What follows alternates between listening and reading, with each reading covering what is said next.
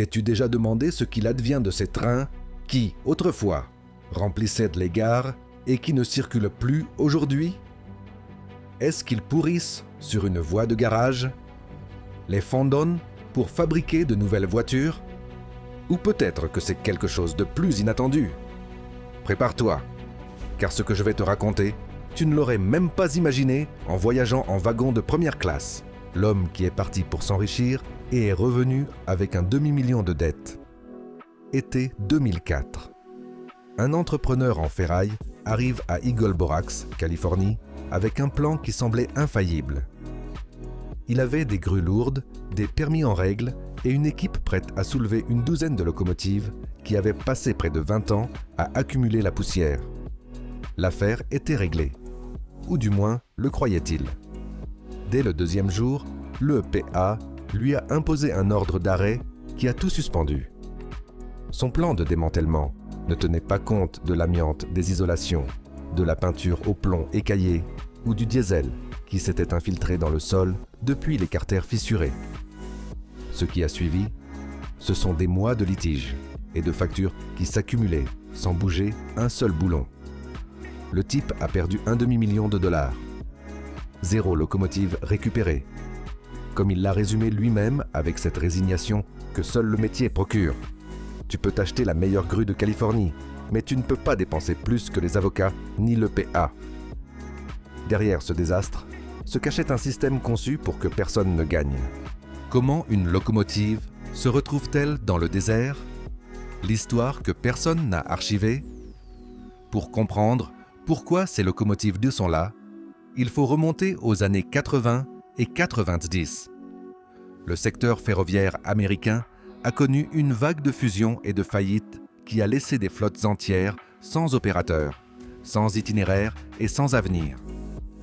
Lorsqu'une entreprise faisait faillite, le syndic inscrivait le matériel comme abandonné sur place et classait le dossier, sans transférer le titre, sans chercher d'acheteur, sans rien faire. La fusion entre Union Pacific et Southern Pacific en 1996 est l'exemple le plus clair. Des milliers d'entrées de matériel roulant dans les registres. Des centaines d'unités étiquetées comme non essentielles ou en attente de disposition. Une façon élégante de dire « ce n'est plus notre problème ». En 1989, 47 locomotives de la division Nevada de Southern Pacific apparaissent dans le registre sans aucune annotation, sans vente, sans démantèlement, sans transfert. Elles disparaissent simplement du papier. Quiconque a vu comment fonctionne une grande fusion sait exactement ce qui s'est passé. Les actifs gênants ne sont pas réglés, ils sont effacés de la liste. Et ce qui est effacé du papier finit dans le désert. Le cimetière visible de l'espace. Ces locomotives n'ont pas disparu. Elles sont là, alignées dans le désert, comme si quelqu'un les avait garées avec l'intention de revenir. Et il n'est jamais revenu. 4 sites concentrent la majorité. SEMA, en Californie, compte au moins 40 unités dans un seul cluster. Des rangées et des rangées d'acier rouillé, visibles comme des cicatrices parallèles sur le sol. Cobra, dans le nord du Nevada, en accumule plus de 30. Gerlock, au bord du désert Black Rock, en compte 30 autres. Et Eagle Borax, où l'entrepreneur de 2004 a laissé un demi-million enterré, en cache une dizaine d'autres à moitié engloutis par le sable. Au total, entre 200 et 500 locomotives sont réparties dans le sud-ouest. Les clusters sont si denses que sur Google Earth, ils ressemblent à des zones industrielles. Vous pouvez les voir dès maintenant, sans équipement spécialisé, sans rien savoir des chemins de fer. Il suffit d'ouvrir la carte et de chercher. Si vous pensez la même chose que moi, cliquez sur « Aimer » car cela devient encore plus étrange. Car le mystère n'est pas qu'elles soient là. Le mystère est que tout le monde peut les voir et que personne ne peut les toucher. Et la réponse commence par quelque chose qui n'a rien de mécanique. Un papier. Le piège du papier ? Quand la locomotive n'appartient à personne. Oubliez la rouille et le sable. Le vrai frein se trouve dans un classeur. Lorsque ces fusions et faillites ont balayé le secteur, le titre de centaines de locomotives n'a jamais été transféré.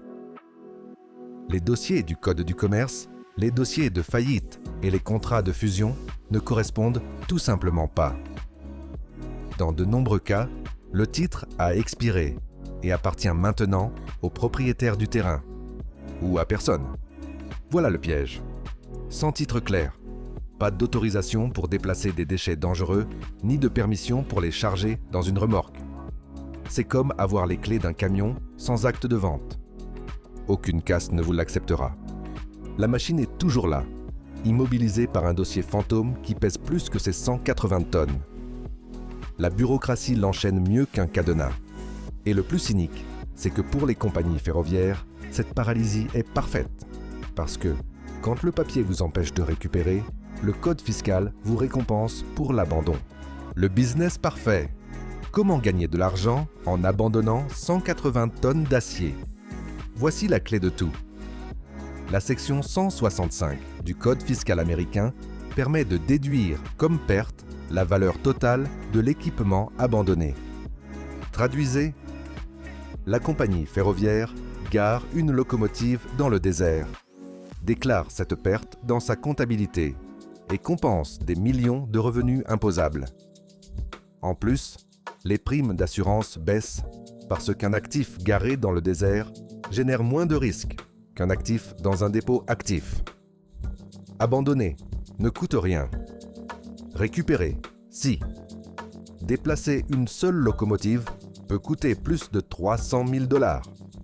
Rien que l'autorisation de transport de déchets dangereux coûte entre 20 000 et 50 000, avant même de toucher un seul boulon.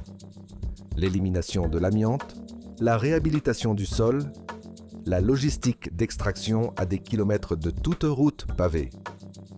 Tout cela s'accumule sur une machine qui, au mieux, vaut 200 000 en ferraille.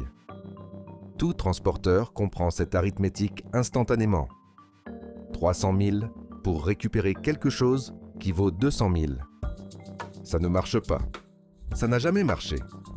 Et le système a été conçu exactement pour que ça ne marche pas. Mais ce design a un coût. Sauf que ce coût n'apparaît dans aucun bilan comptable. Ce qui s'infiltre dans le sol, la facture que personne ne paie. Pendant que la compagnie ferroviaire clôturait ses livres avec la déduction fiscale, les locomotives continuaient de fonctionner. Pas pour transporter des marchandises. Elles filtraient. La peinture au plomb se détache des cabines à chaque coup de vent du désert.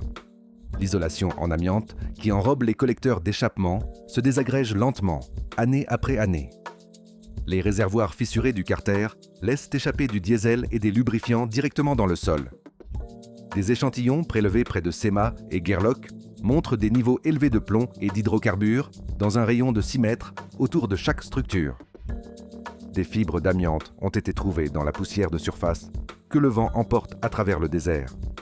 Et personne ne nettoie. Faute de propriétaire légal clair, aucune agence ne peut exiger des comptes à quiconque en particulier.